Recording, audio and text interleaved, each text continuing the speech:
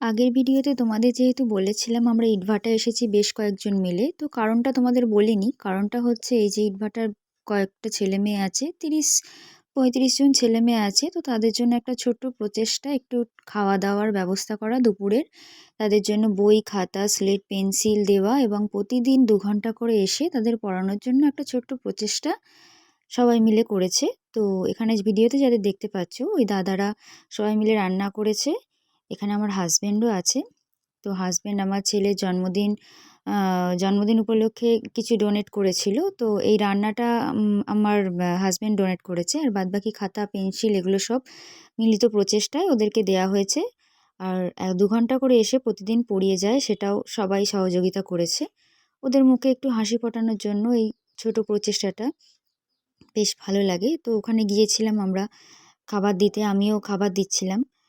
তো সবাই মিলে খুব ওদের মুখে হাসিটা দেখে সত্যি খুব ভালো লাগছিল।